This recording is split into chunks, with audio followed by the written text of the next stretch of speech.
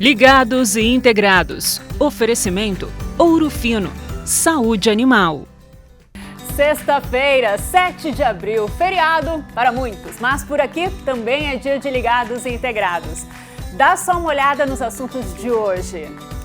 No processo de produção, os suínos estão expostos a diversos tipos de patógenos. E a vacinação é essencial para o controle sanitário e para aumentar a imunidade dos animais. Mas e depois das práticas de imunização? Como obter uma boa resposta vacinal nos leitões?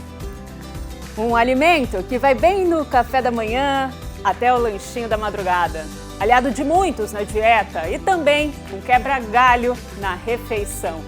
A nutricionista Fabiana Borrego fala sobre os mitos e verdades do ovo.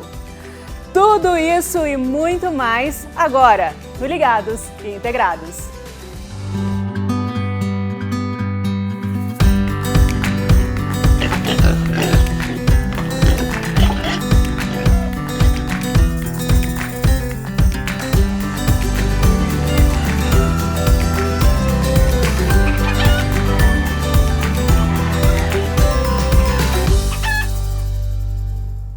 E vamos começar o programa de hoje com o quadro Ouro Fino na Granja.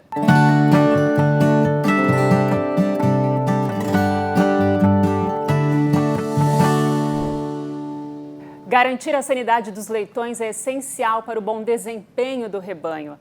Na fase de maternidade, os animais podem ser acometidos por diversas doenças, como a circovirose e a colibacilose.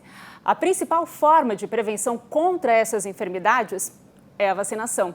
Mas para garantir uma boa resposta vacinal da leitegada, o suinocultor deve tomar alguns cuidados durante o processo. E para falar sobre as condições que impactam a eficiência da imunização nos leitões, nós chamamos a Valesca Filipim, que é médica veterinária. Bem-vinda, Valesca, ao Ligados e Integrados. Bom dia. Olá, Dani. Bom dia a todos. Agradeço pelo convite de estar aqui para nós tratarmos de um assunto tão importante, né, para a suinocultura aí. Sem dúvida, muito importante. Por isso eu já vou começar te perguntando.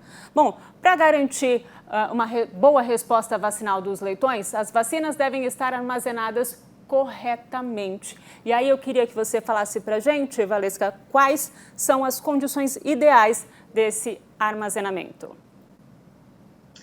Então, Dani, como a gente trata a vacina um produto biológico, né? Então tem que ter todo um cuidado e uma conservação adequada.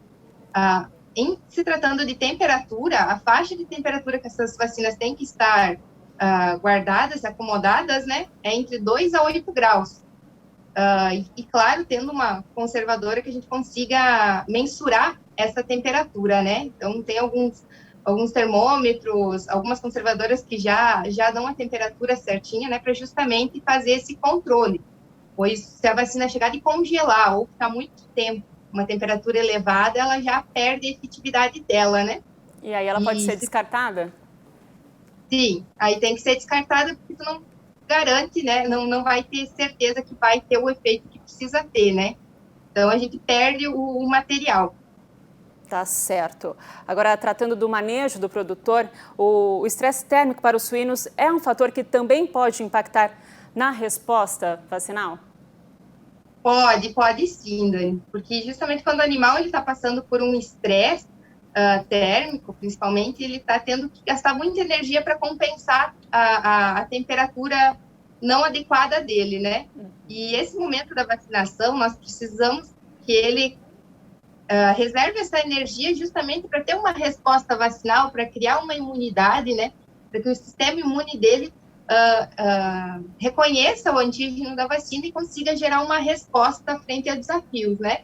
Então, quando a gente tem um animal em fator de estresse térmico, principalmente, ele está consumindo energia demais para se equilibrar e não para ter uma resposta vacinal adequada. Tá certo. Agora, com relação à nutrição dos leitões, também é um outro fator, Valesca? Sim, é de grande impacto também, né? Porque justamente a primeira vacinação dos leitões, né? Que eles recebem uma vacinação ativa, É dentro da fase onde eles saem da maternidade para a fase de creche. Então, eles trocam totalmente a alimentação deles. Se no início da fase de creche eu não ter um estímulo de consumo adequado para esses animais, eles vão adoecer e não vão ter também uma fonte de energia para justamente responder à vacina, né? Então, o trabalho de estímulo de consumo, quando tu tem um alojamento na creche, né, quando esses leitões chegam na fase de creche, ele é extremamente importante não só para o desempenho do animal, mas sim totalmente importante também para a sanidade, né, para essas respostas vacinais. Então, estimular a alimentação é um dos cuidados que o produtor deve ter para a vacinação. Sim, para buscar ter uma resposta efetiva, né? Bom, a gente estava falando do estresse, né, do animal. Como manter o suíno confortável durante o procedimento? Querendo ou não, é um manejo, né, necessário, se faz necessário, mas a gente acaba manuseando muito o animal, tirando ele do conforto dele ali naquele momento, né? Então, por isso que esse processo de vacinação, ele tem que ser extremamente cuidadoso, com calma. Os operadores têm que realizar de forma calma também, né? Porque senão fica vários animais para ser vacinado no mesmo momento. Então, todo o cuidado de segurar o animal, de largar o animal, tudo isso daí tem que ter, vamos dizer assim, ser feito da forma mais calma e correta possível, né? Nada de gritaria entre os operadores, enfim, para tentar fazer o ambiente se tornar o mais calmo e menos estressante possível para o animal, né? Ótimo. Então, recapitulando, a gente tem que ficar de olho na temperatura da vacina, que tem que estar entre 2 e 8 graus, certo? Isso. Ótimo. Essa temperatura não somente para vacinas de leitões, né? Para as vacinas de porcas também, das matrizes, é extremamente importante. Como tu comentou, a colibacilose, por exemplo, a imunidade que o leitão recebe é da vacinação lá na matriz, né? Então, todas as vacinas em si merecem ter esse cuidado, né? Tá, Valesca, eu queria saber de você também, o que o produtor deve fazer caso identifique que os leitões eles não estejam nas condições ideais para a vacinação? Nesse caso, Dani, a gente às vezes acaba esbarrando, porque a gente tem uma idade de vacinação adequada para esses animais, né? O sistema imune para ter uma resposta frente à vacina. E dentro do grupo, a gente sabe que sempre vai ter, às vezes, alguns animais menores. O ideal é colocar eles junto na vacinação do grupo, mas como eles já são menores, eles precisam de uma atenção diferenciada, é justamente fazer aqueles manejos para recuperar eles, né? Às vezes precisa uma medicação, às vezes precisa uma papinha a mais, um suporte maior na questão do cuidado com a temperatura. Então, ele entra no grupo, até mesmo que se tu deixar ele para vacinar após recuperar esse animal, ele fica muito velho para estar recebendo a primeira dose de vacina, né? Dependendo das idades de manejo de cada granja. Então, realmente, ele entra no grupo todo de vacinação, mas o cuidado com ele é diferenciado. Ótimo. Agora, uma pergunta também bastante importante, depois de entender todo esse processo, quanto uma mal resposta vacinal, né, uma resposta ruim dos leitões, pode impactar financeiramente o produtor? Acho que o maior impacto financeiro de uma não resposta é a perca do animal, né? E quando o animal, as doenças estão ali, né? A pressão de infecção em si no ambiente, ela existe frente a esses agentes que a gente faz nas vacinas, né? Então, um animal que venha a morrer é o maior custo, a maior perca, né? Mas a gente também sabe que tem as percas de desempenho. Quando um animal adoece, ele não consegue demonstrar toda a capacidade dele, expressar toda a capacidade dele de desempenho. Então, essas percas também, elas vão acontecendo, né?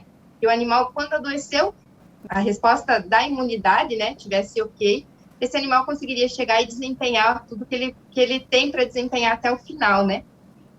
Tá certo. Valesca, eu gostaria muito de agradecer a sua participação aqui no nosso programa, viu? Bom dia para você.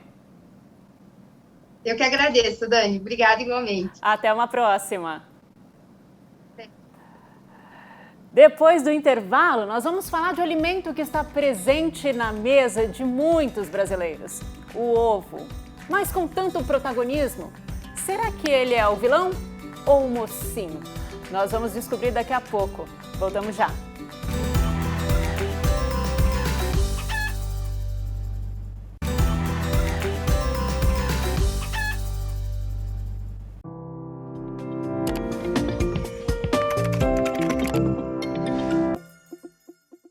Olá, meu nome é Cristóvão Carlos Fontoura Xavier, eu sou da unidade de Dourados e vou dar algumas dicas de ambiência para suínos.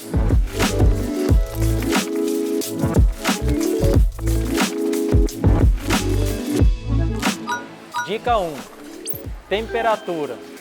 Então você precisa ter no seu galpão pré-estabelecidos as temperaturas desejadas para cada fase que o suíno se encontra.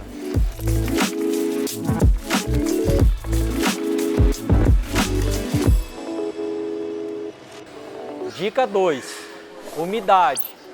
Não ultrapassar a faixa dos 75% de umidade, para que esses animais possam realizar a troca de calor e com isso ter um melhor desempenho.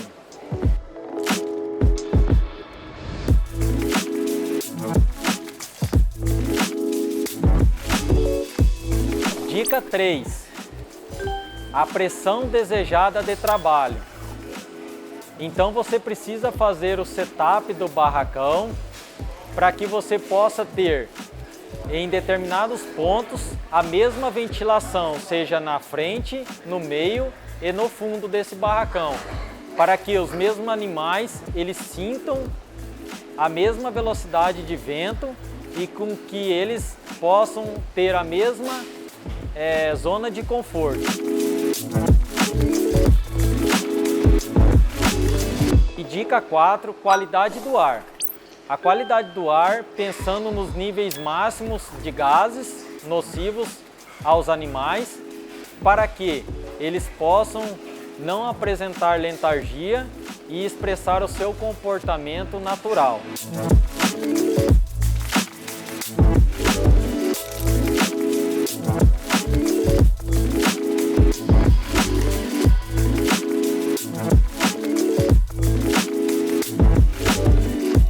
Essas dicas ficam para vocês e com isso vocês buscaram um pouco mais de informações para aplicar em seus galpões.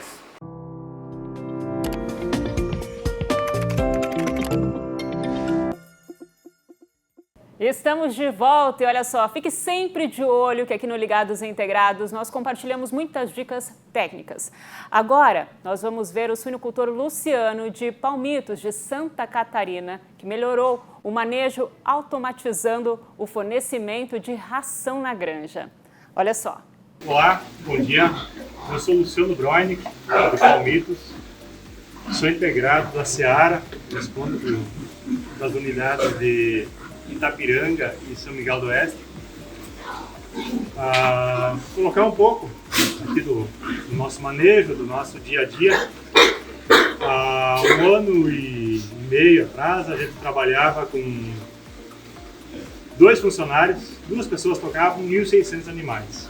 Hoje a gente está com 3.000 animais e com 3 pessoas tocando. E eu digo isso para vocês que a gente aumentou somente 1 pessoa e muito fruto disso é a automação. A qualidade do barracão juntamente com a automação de trato, a gente conseguiu manter a qualidade, a ambiência para os animais e conseguiu a competitividade, o resultado em conversão, que fez com que a gente continuasse e se mantivesse, inclusive na premiação da empresa, entre os 5 melhores do ano de 2020. Então, a gente diz assim, que através da automação a gente pode ampliar e manter qualidade. Certo? Um abraço. Obrigada, Luciano, por compartilhar sua experiência com a gente. E eu quero dar um recado. Você quer ter acesso aos nossos conteúdos a qualquer hora? Então basta ativar a câmera do seu celular, virar aí para esse QR Code que está aparecendo na sua tela. Você vai acessar o link que te leva para os nossos conteúdos e para as nossas redes sociais. E a gente vai se aproximando do final de semana e sempre gostamos de trazer para vocês dicas de consumo, preparo. E hoje trouxemos um alimento que por muito tempo foi o vilão das dietas. Será? O ovo, na verdade, é um alimento muito rico nutricionalmente. E quem vem nos explicar é a nutricionista Fabiana Borrego. Acompanhe. Servido no café da manhã, almoço, jantar ou até mesmo no lanche da tarde, seja mexido, cozido ou frito, o ovo é um dos alimentos mais versáteis do nosso cardápio brasileiro. A prova disso está em sua composição, que consiste em unir a clara, a gema e a casca somada a propriedades que fazem deste alimento uma forte potência nutricional. Então ele é rico em vitamina A. A vitamina A geralmente é o beta-caroteno, que dá aquela cor alaranjada, meio amarelada para o alimento. Então ele é rico em vitamina A, que é uma vitamina super importante para a saúde óssea, para a saúde dos olhos, né? E fora que é um super antioxidante. Então ali os antioxidantes, quando a gente fala de antioxidante, são aquelas substâncias que combatem o radical livre, né? Os radicais livres produzidos, né, diariamente pela gente. E a gente também tem o ferro, que é um ferro não M, que a gente fala, que é um ferro menos absorvido, mas que a gente pode associar o consumo do ovo com algum alimento que seja rico em vitamina C. E aí sim a gente tem a absorção desse ferro não M. Ele é rico em vitaminas do complexo B, que são ótimas para o funcionamento do cérebro. Então a gente já linka o ovo nesses dois grandes nutrientes, né? Macronutrientes que a gente chama a gordura, que vem da gema, e a proteína que vem da clara de ovo. Sejam os ovos de codorna, galinha, avestruz, pata.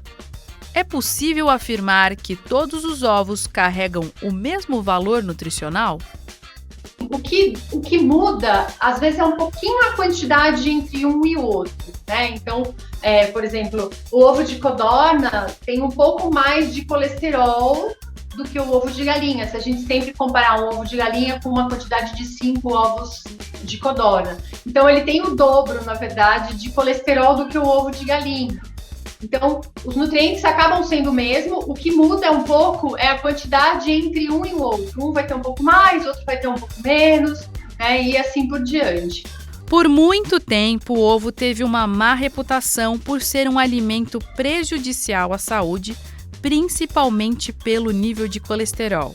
Mas será que é isso mesmo? Como sempre, né, quando a gente se encontra aqui, eu sempre falo que é importante ter o equilíbrio. Você não vai comer também carne vermelha todo dia, nem carne de porco todo dia, nem ovo todo dia. Então é legal que no seu cardápio do dia a dia, um dia você consome ovo, né, outro dia você consome no almoço, outro dia você come no jantar. Para quem tem a saúde ok, não está com níveis de colesterol alto, nem triglicéridos altos, né, não precisa existir ali uma regra de quantidade, né, só precisa haver este equilíbrio. Mas se a gente tem algum indivíduo, né, que apresente algum tipo de patologia, aí a gente tem que restringir sim essa quantidade de ovos, pelo menos só uma vez por dia, um ovo por dia. E se a gente falar do ovo de codorna, também 5 por dia, é o máximo aí que a gente pode estar consumindo.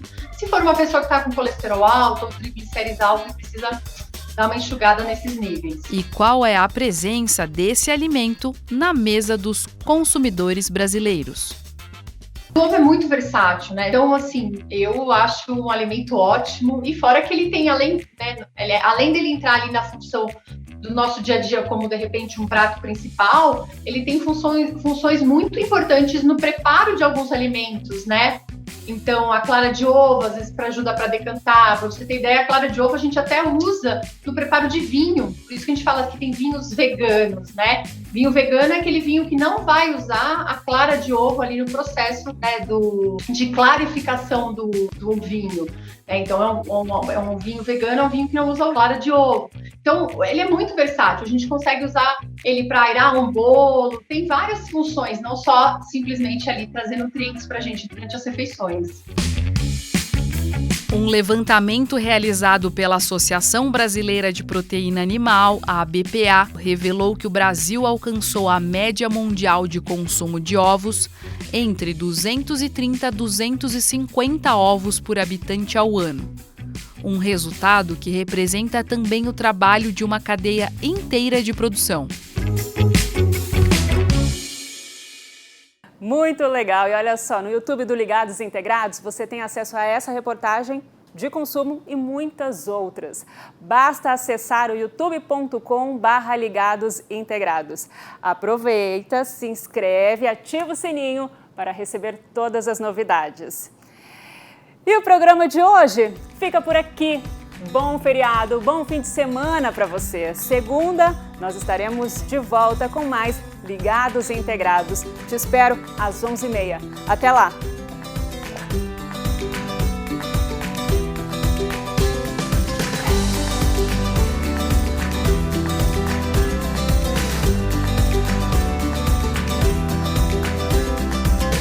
Ligados e Integrados. Oferecimento Ouro Fino. Saúde animal.